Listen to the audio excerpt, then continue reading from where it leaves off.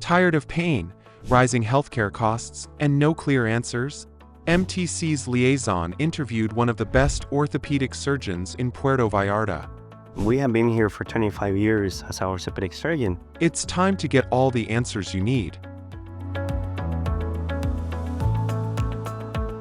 My name is Dr. Max Greig. I'm an orthopedic surgeon here in Puerto Vallarta, Mexico. It's in the central west coast of Mexico. It's a very well-known place where people come to vacation. We are just after Cancun as one of the most commonly visited places and resorts in Mexico.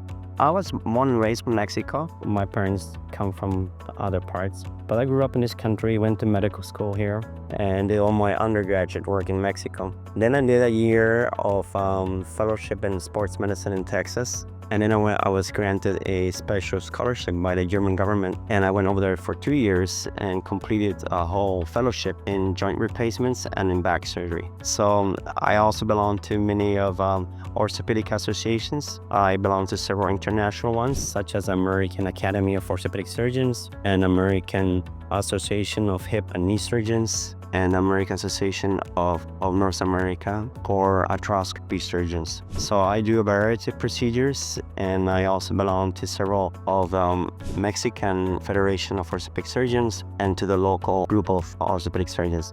And we have been here for 25 years as an orthopedic surgeon. So you say you've been here for over 25 years. Over the 25 years, what percentage of your practice is from foreigner patients? 20 people per month that come down either from Canada or from US to seek a orthopedic procedure. And why are they looking outside of the US or Canada? Well, in the US, we all know that medicine is so costly that people can't afford paying for the premiums of their health policies, or they just don't have any health insurance, so they're looking for options outside of the US. And in Canada, we all know it's socialized medicine. Everyone gets medical coverage, but many times they have to wait for years before they can see a specialist or to have a procedure. So we can provide this type of care within short notice and take care of people from the diagnostic part of things all the way to the treatment part of things within a short period of time. What's the process for a patient to contact you, to schedule an appointment and come down present? They can find us either with internet or social media. So patients can contact one of the collaborators that I have in MTC, that stands for Medical Tourism Corporation, and they also have promoted our services in US and Canada, and they will help along with the logistics of reaching out to us and sending us the information, so that then we can establish communication back and forth, and eventually even have a teleconference. What kind of information do you need from the patient to book the appointment? I appreciate if patients can tell me a little story about their problem, a little narrative about their symptoms or when things started. There is a patient intake form that they can fill out, but I also appreciate besides that if they can tell me a little story about themselves. And then if they can get copies of any medical records, of any imaging records, or if they can get the images themselves. Now it's hard to send things by email. Images get kind of heavy, but if they can send us the reports, and they can send us a little summary of their problem, and they can fill out the medical form if they have one, then that gives us a head start, and then we can take it from there. Now, if patients can't get a hold of their files, not a problem, because once patients get down here, we can complete their files. What are the most common procedures that foreigner patients come here to see? In our field for orthopedics, we take care of everything from the neck down. So I concentrate mainly in the major joints, on shoulder issues, on hip issues or knee issues. And basically with those kind of large joints, there can be anything from soft tissue damage to a total replacement of a joint. I also take care of spine issues, both in the neck area and also in the lower back. People have like herniated disc, or they have spinal stenosis, which means nerve entrapment that causes nerve impingement. So we also treat those kind of problems. Now, from the shoulder area, the most common problem we have there is the rotator cuff. With time, we grow spurs in the shoulder area, and those spurs can cause impingement of a tendons and start affecting how the tendons are functioning. And it's very hard for a person to do, over the shoulder level type of activity, trying to reach up high and try to grab something like from a shelf or something, or any kind of activity, just lifting up the shoulder. Rotator comes from degenerative situations. It could have been caused by a fall. Maybe also it's just wear and tear over time. So we fix a lot of rotator cuff. The other problem that with athlete, younger people, sometimes their shoulder gets dislocated, come out of a pocket, and then we also can repair that, put it back together. The main joint that we creak a lot is the hip joint. The hip joint, as you know, there's a ball and a socket.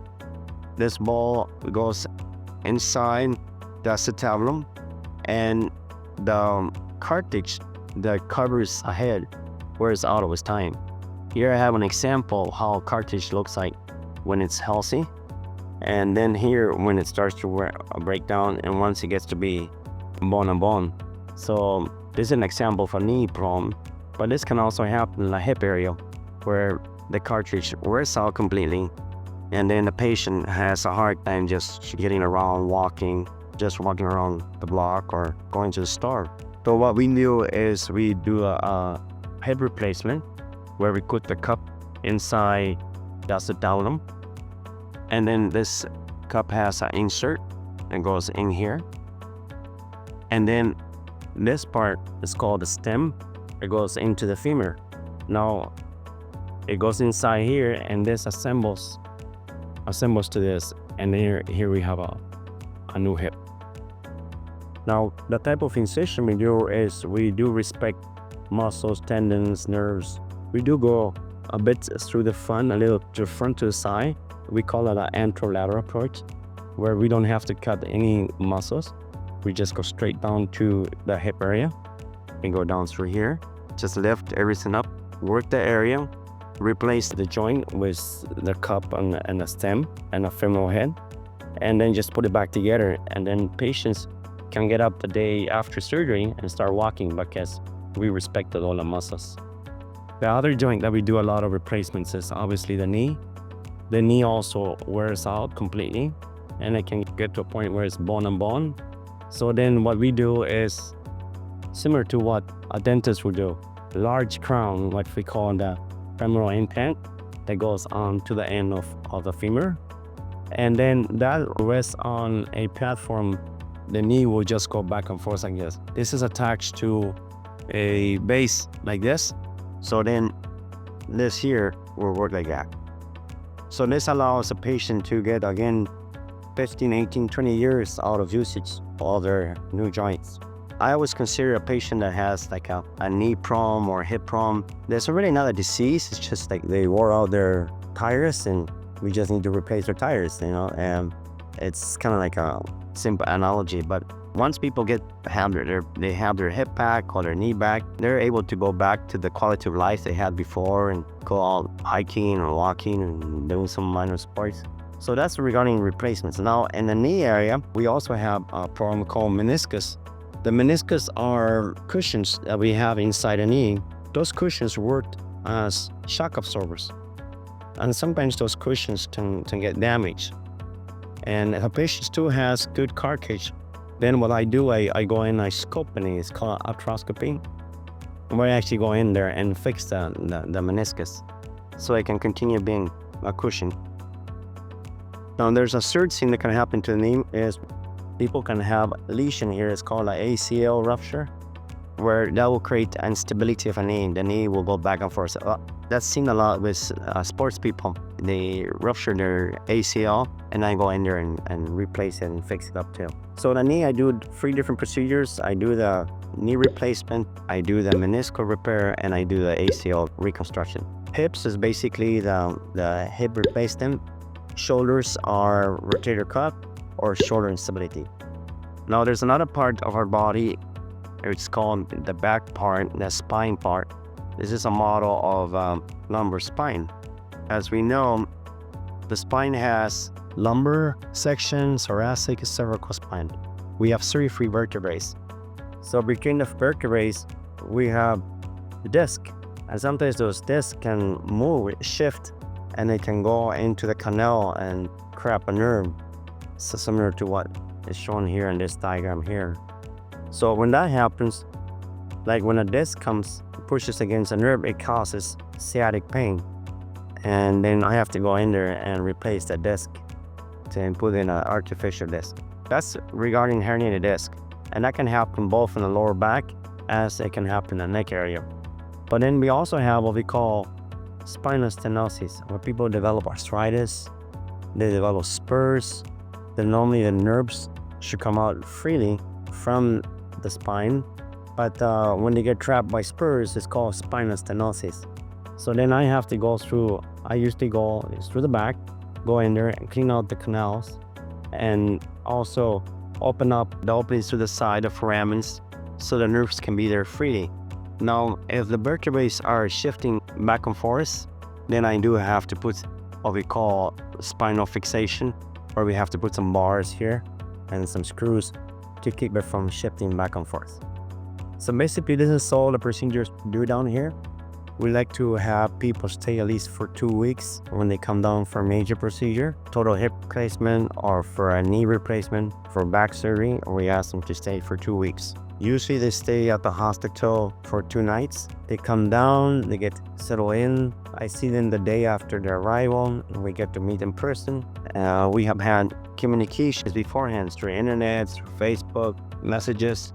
We finally get to meet once they get here. So I go over all of their questions and concerns, try to address everything they need to know about their problem, and tell them what we're going to offer them. So usually they are admitted the day after, early in the morning. They need to be fasting from midnight onwards. And then the procedures last according to where part of the body. When they arrive, we see them next day in afternoon for a pre-surgical appointment. And then after we see them, we will admit them following day or 2 days after. So once they arrive, we see them the day after they arrive to go over what the information that they have brought down with them. And if there's something missing, then we will request to do some studies to update their charts. And then they are scheduled for surgery. But then we also have shorter procedures like a rotator cuff or a knee arthroscopy, shoulder instability problem. Those patients can only need to stay about a week, and then they can go back safely back to their pace of normal residence. Every patient that comes to us, most likely we have been in touch with this patient 2 or 3 months before they come. Then we're in close contact with them during the stay here. And why do you think people choose Puerto Vallarta versus any other place in Mexico for this kind of surgery? Puerto Vallarta is located in the largest bay of Mexico, and it's a little safe haven because we have the mountains around us that kind of separates us from the rest of the country. And we know that Mexico has some issues going along the border towns, but we're far away from the border. We're down in central west Mexico. It's a tourist destination. We have flights from many cities across the US and from Canada that come down here. We have beautiful hotels, nice places to stay. Our gourmet in Puerto Vallarta is wonderful. We have restaurants that are world class. And after Mexico City, we are the most visited place for its gourmet. People come here to enjoy their food, and the local chefs, they really make an effort to provide the best food possible to our patients and to the people in general. So Puerto Vallarta is a community of local people that are blended in with the foreigners that come down here and stay here. So all the people who come to Puerto Vallarta, they feel at home because they don't feel like isolated. That this is our community, we're here, and that's the other community. If you wander around the town and the city, you see people just mingling and blending in, and everyone welcomes foreigners and make them feel at home away from home.